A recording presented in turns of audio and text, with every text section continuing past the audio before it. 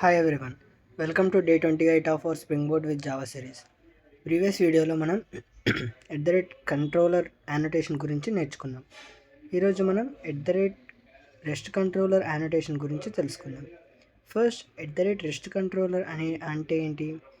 సింపుల్గా చెప్పాలంటే rest controller అనేది యూజర్ రిక్వెస్ట్ని రిసీవ్ చేసి డాటాని డైరెక్ట్గా రెస్పాన్స్గా రిటర్న్ చేసే యానోటేషన్.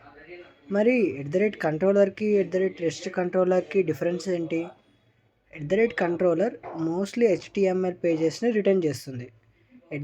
రెస్ట్ కంట్రోలర్ JSON డాటాని రిటర్న్ చేస్తుంది. ఇప్పుడు ఆల్మోస్ట్ అన్ని మొబైల్ అప్లికేషన్స్, వెబ్ అప్లికేషన్స్, ఇంకా ఫ్రంట్ ఎండ్ అప్లికేషన్స్ JSON ఫార్మాట్లోనే డాటాని యూస్ చేస్తున్నాయి. అందుకే రియల్ ప్రాజెక్ట్స్లో రెస్ట్ కంట్రోలర్ ఎక్కువగా యూస్ చేస్తారు. సింపుల్ ఎగ్జాంపుల్ చూద్దాం. సపోజ్ యూజర్ బ్రౌజర్ నుండి ఎంప్లాయీస్ డీటెయిల్ రిక్వెస్ట్ చేశాడు అనుకోండి. ఆ రిక్వెస్ట్ రెస్ట్ కంట్రోలర్ దగ్గరికి వస్తుంది. రెస్ట్ కంట్రోలర్ సర్వీస్ క్లాస్ని కాల్ చేస్తుంది. సర్వీస్ ఏమో రిక్వైర్డ్ డాటాని రిపాజిటరీ నుండి ఫెచ్ చేస్తుంది.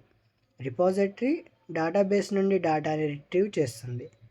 ఆ డాటాని మళ్ళీ సర్వీస్ దగ్గరికి వస్తుంది. సర్వీస్ ఆ డాటాని రెస్ట్ కంట్రోలర్కి రిటర్న్ చేస్తుంది.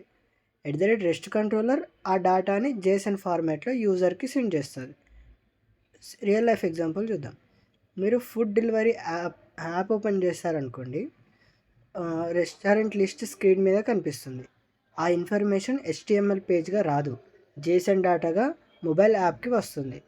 ఆ JSON డాటాని యాప్ బ్యూటిఫుల్గా డిస్ప్లే చేస్తుంది. స్ప్రింగ్ బూట్లో రెస్ట్ కంట్రోలర్ JSON రెస్పాన్స్ని ప్రొవైడ్ చేస్తుంది. సింపుల్గా చెప్పాలంటే కంట్రోలర్ పేజెస్ని రిటర్న్ చేస్తుంది. రెస్ట్ కంట్రోలర్ డాటాని రిటర్న్ చేస్తుంది. రియల్ ప్రాజెక్ట్స్లో APIs బిల్డ్ చేయడానికి ఆల్మోస్ట్ అందరూ రెస్ట్ కంట్రోలర్నే యూస్ చేస్తారు.